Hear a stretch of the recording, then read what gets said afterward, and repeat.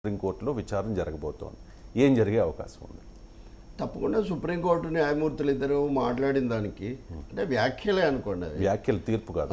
తీర్పు కాదు, ఇంకా విచారణ కూడా పూర్తిగా మొదలవ్వలేదు కదా. రేపు విచారణ ప్రాథమిక వ్యాఖ్యలు చేశారు. రెండు భాగాలు ఉంటాయి, ఓపిటం డిట్టా అని, తర్వాత కామెంట్ అని. జనరల్ కామెంట్స్ ఉంటాయి, తీర్పులో ఉండే వేరే విషయాలు ఉంటాయి. అందువల్ల కాకపోతే వాళ్ళు చేసేది నిన్న చెప్పిన దానికి పెద్ద భిన్నంగా ఉండదు. వాళ్ళు కొన్ని ప్రాథమిక సూత్రాలు చెప్పింది ఏంటి అంటే, కనీసం అది మీరే 18వ తారీఖు మీరు ప్రకటన చేస్తారు, 25వ తారీఖు సిట్ వేస్తారు, 25 ఎఫ్ఐఆర్ పెడతారు, 26న సిట్ వేస్తారు. సో బండి ముందు గుర్రం వెనక అన్నట్టుగా మీరు ఎలా ముందే కామెంట్స్ చేశారు అని అబ్జెక్ట్ చేశారు. సో దాని నుంచి వాళ్ళు ఏం వెనక్కిపోయేటటువంటి అవకాశం ఏమీ ఉండదు.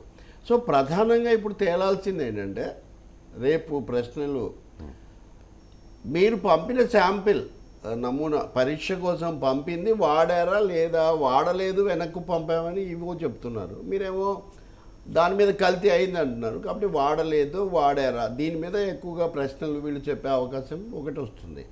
రెండవది, నియమించిన ముఖ్యమంత్రి ముందుగానే ఒక ఒపీనియన్తో, పూర్వ నిర్ధారిత అభిప్రాయంతో ప్రీ కంక్లూడెడ్గా ఉన్నారు. కాబట్టి అలాంటి వారు నియమించిన సిట్ న్యాయం చేస్తుందా లేదా అని సందేహాలు ఉండే అవకాశం ఉంది. కాబట్టి రెండవది, హిందువుల మనోభావాలు, భక్తుల మనోభావాలు గాయపడ్డాయనే అభిప్రాయాలు కూడా ఉన్నాయి. కాబట్టి కేంద్ర ప్రభుత్వం ఈ విషయంలో సంతృప్తి చెందుతుందా లేదా మీరు మాకు చెప్పండి అని సోలిసిటర్ జనరల్ తుషార్ మెహతాను అడిగారు. సో రేపు ఆయన కూడా తన అభిప్రాయం ఆయన చెప్పాలి. ఇంకా మూడోది, సుబ్రహ్మణ్య స్వామి ప్రధానం కదా, మిగతా వాళ్ళ అవి ఇంకా వీటన్నిటిని మించిన సమస్య కూడా ఒకటి ఉంది. అది మీ రెండో ప్రశ్నతో కూడా ముడిపడి ఉంది. అదేంటంటే జడ్జీల మీద వ్యాఖ్యలు చాలా వస్తున్నాయి. సో జడ్జీల మీద వ్యాఖ్యలు, వాటి మంచి చెడ్డల గురించి నేను తర్వాత చెప్తాను నెక్స్ట్. కానీ దానికంటే ముందు అసలు ఈ జడ్జి జస్టిస్ విశ్వనాథన్ మీద మాకు సందేహాలు ఉన్నాయి. కాబట్టి ఈయన ఉండకూడదు, not before me, not before him అనే పేరుతో వీళ్ళు అభ్యంతరాలు పెట్టే అవకాశం ఉందా? ఎందుకంటే నిన్నంతా మీడియాలో, సోషల్ మీడియాలో చాలా తీవ్ర స్థాయిలో ఆరోపణలు ఉన్నాయి. సో అటువంటిది కూడా వస్తే అప్పుడు ఇంకా కొత్త మలుపు. అలాంటిదే వస్తే న్యాయస్థానము ఇప్పుడు దాన్ని గౌరవించి దానికి స్పందించే అవకాశం, స్పందిస్తే తనంతాను తన వ్యాఖ్యలను తాము చెప్పిన దాన్ని తామే అండర్మైన్ దెబ్బతీసుకున్నట్టుగా ఉంటుంది కదా. ఇంకోటి, వీళ్ళు కూడా విచారణ ప్రారంభించక ముందు కదా అభ్యంతరం పెట్టాలి. ఆయన మాట్లాడిన మాటలు మాకు నచ్చలేదు కాబట్టి అంటే కుదరదు కదా అని. సో ఇలాంటి కేంద్రం ఏం వైఖరి తీసుకుంటుంది, రాష్ట్ర ప్రభుత్వం ఏం చెప్తుంది, టీటీడీ ఎలా సమర్థించుకుంటుంది, ఈవో రెండు రకాలుగా మాట్లాడారు అనే దాని మీద. నాలుగో విషయం, నాట్ బిఫోర్ మీ అనేది వస్తుందా రాదా. తర్వాత పిటిషనర్లు కొత్తగా ఏమన్నా లేవనెత్తుతారా. అండ్ అస్సలు బొత్తిగా హాస్యం లేకుండా పోతుందని మన కేఏ పాల్ గారు కూడా ఒక పిటిషన్ వేశారు. అది కూడా రేపు తీసుకోమని ఆయన అడగబోతూ ఉన్నారు. సో అది కూడా మరి ఏమైనా తీసుకుంటారో మనకు తెలియదు. సో ఈ 5 కొత్త అంశాలు రేపు విచారణ వీటి నేపథ్యంలో జరుగుతుంది. 3 గంటలకు ఏదో జరుగుతున్నట్టుగా ఉంది. అవును సార్. అండ్ ఇంకొకటి, మీరు చెప్పినట్టుగా ఈ సుప్రీం వ్యాఖ్యలపై ఎవరికి నచ్చినట్టు వాళ్ళు మాట్లాడుతూ ఉన్నారు సార్. అంటే వాళ్ళకి అనుకూలంగా ఉంటే ఓకే సూపర్ అంటున్నారు, లేదు అంటే కనుక కొన్ని ఆపాదిస్తూ ఉన్నారు జడ్జీలకి. సాధారణంగా ఇలాంటి వ్యాఖ్యలు చేయడం కోర్టు ధిక్కరనే అవుతుంది. అయినా కూడా కొంతమంది కమెంట్ చేస్తున్నారు. కోర్టు ధిక్కరం కాదండి. ఇప్పుడు కోర్టు ధిక్కరం అనే దానికి చాలా స్పష్టత ఉంది. కోర్టు చెప్పిన, చేసిన, తీర్పు చెప్పిన అంశాల మీద ఎవరైనా విభేదించవచ్చు. ఉదాహరణకు కర్ణాటకలో ఒక హైకోర్టు న్యాయమూర్తి గారు ఆ అవతలి వైపున ఉన్నటువంటి లేడీ లాయర్, అడ్వకేట్ గురించి మాట్లాడుతూ, మీకు వాళ్ళకి సంబంధించిన అన్ని విషయాలు తెలిసినట్టుగా ఉన్నాయి, వాళ్ళ అండర్ గార్మెంట్స్ గురించి కూడా మీకు తెలిసినట్టుగా ఉంది అని ఆయన అన్నాడు. అలాగే బెంగళూరులో ఒక ప్రాంతం పాకిస్తాన్ లాగా ఉన్నట్టుంది, కనిపిస్తుంది అని ఆయన అన్నాడు. ఆయన్ను సుప్రీంకోర్టు అభిశంసించింది. దానికంటే ముందే ఆయన క్షమాపణ చెప్పాడు. క్షమాపణ చెప్పాడు కాబట్టి ఆయన వదిలిపెట్టారు. కానీ లేకపోతే ఆయన అక్కడి నుంచి బదిలీ చేయాలని అనుకున్నారు అని కూడా సాక్షాత్తు సుప్రీంకోర్టు ప్రధాన న్యాయమూర్తి అభిశంసించాడు. అంటే మాట్లాడింది తప్పైనా, చెప్పిన తీర్పుతో విభేదించినా దాని మీద వ్యాఖ్యానించవచ్చు. అదేమీ కంటెంట్ ఆఫ్ కోర్ట్ కాదు. కానీ రవిశంకర్ అలాగే అడుగుతాడు, ఎందుకంటే రవిశంకర్ అలాంటి వాడు అని మీకు ఉద్దేశం ఆపాదించారనుకోండి, అది పొరపాటు. ఇప్పుడు జరుగుతుంది ఏంటంటే రెండు విషయాలు. ఒకటి, వాళ్ళ వ్యాఖ్యల్లో ఏం తప్పుంది, వాళ్ళు అన్నదేంటి, మీరు ఒక వారం రోజుల ముందే మీరు అసలు ఎఫ్ఐఆర్ అంటే ఏంటి, ఫస్ట్ ఇన్ఫర్మేషన్ రిపోర్ట్, ప్రాథమిక నివేదిక, సమాచార నివేదిక, ఈవెన్ దర్యాప్తు నివేదిక కూడా కాదు, ప్రాథమిక నివేదిక కూడా నమోదు కాకుండానే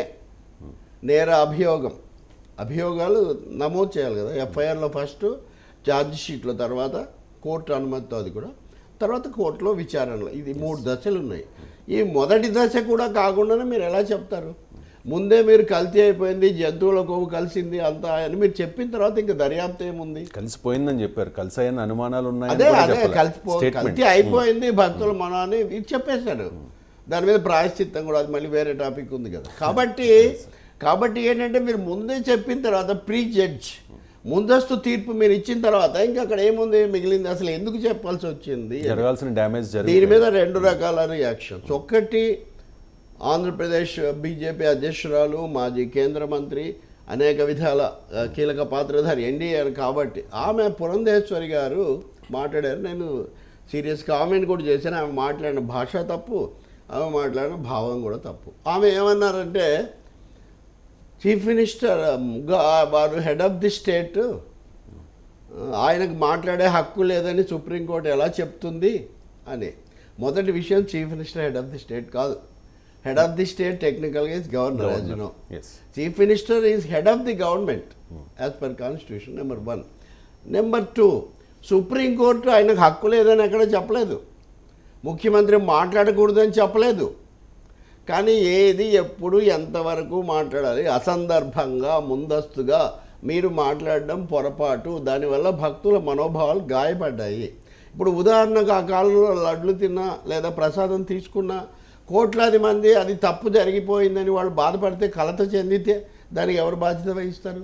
కాబట్టి సుప్రీంకోర్టు వేసిన ప్రశ్న, ఒక అత్యున్నత న్యాయస్థానం చాలా బాధ్యతగా అడగాల్సిన ప్రశ్న వాళ్ళు అడిగితే, దానికి ఉద్దేశాలు అది చాలా తప్పు, వాళ్ళేదో ఆయన హక్కులకు భంగం కలిగించారు అని దాడి చేయటం అన్నది, అలాంటి ఒక సీనియర్, ఎందుకంటే 2 సార్లు 3 సార్లు ఎంపీగా ఉన్న వ్యక్తి, ఆమె నుంచి మనం ఊహించలేము. పైగా హక్కు లేదన్నారని వాళ్ళ మీద దాడి. ఇంతకంటే ఘోరమైంది రవి, జస్టిస్ విశ్వనాథన్ జగన్ కేసులు వాదించిన అడ్వకేటు 2022లో కూడా ఆయన వాదించారు. అంటే ప్రభుత్వం తరఫున 2022లో ఆయన ప్రభుత్వం తరఫున న్యాయవాదిగా ఉన్నారు. అదే కనుక కొలబద్దు అయితే, స్కిల్ కేసులో జగన్మోహన్ రెడ్డికి అడ్వకేట్గా ఉన్న ముకుల్ రోహ్తగి, జగన్మోహన్ రెడ్డికి అంటే రాష్ట్ర ప్రభుత్వానికి, ఇప్పుడు కూడా అడ్వకేట్గా ఉన్నాడు చంద్రబాబు తరఫున. అంటే ఎంత న్యాయ వ్యవస్థలో ఎలా జరుగుతుంటాయి మీరు చూడండి, అడ్వకేట్లు. కానీ ఇక్కడ జస్టిస్ విశ్వనాథన్ వ్యాఖ్యలు క్విడ్ ప్రోకో అని కూడా ఒక suspended first class magistrate, junior magistrate నిన్న వ్యాఖ్యానిస్తున్నారు. క్విడ్ ప్రోకో అనేదాకా వెళ్తున్నారు. అంటే కావాలని జస్టిస్ విశ్వనాథన్ అలా మాట్లాడారు. అసలు రెండో సీనియర్ జడ్జిగా ఉన్న జస్టిస్ గవాయిని మాట్లాడనివ్వకుండా ఈయన అంత డామినేట్ చేశారు, ఇలాంటి ఆరోపణలు చేస్తున్నారు. ఇదే తర్వాత తెలుగుదేశం అధికార ప్రతినిధి ఒక ఆయన కూడా ఇదే మాట్లాడుతున్నాడు. ఇంకొంతమంది ఏమో అసలు నాట్ బిఫోర్ అప్లై అవుతుందా లేదా చర్చలు పెడుతున్నారు. ఇదంతా కూడా మీరు అడిగింది జడ్జీలకు ఉద్దేశాలు ఆపాదించటం, ఇది చాలా పొరపాటు. ఎందుకంటే కేరళలో మాధవన్ అనే ఒక అడ్వకేట్, సీనియర్ అడ్వకేట్ను జడ్జిగా సిఫార్సు చేసింది కొలీజియం. చేస్తే ఈయన సిపిఎం ఎల్డిఎఫ్ హయాంలో ఈయన ప్రభుత్వ న్యాయవాదిగా పనిచేశారు కాబట్టి ఈయన ఉండకూడదు అని కొంతమంది పిటిషన్ వేశారు. సుప్రీంకోర్టు తోసిపుచ్చి ఏం చెప్పిందంటే, న్యాయవాదిగా ప్రభుత్వం తరఫున పనిచేయటమే అనర్హత కాదు, అది అర్హత.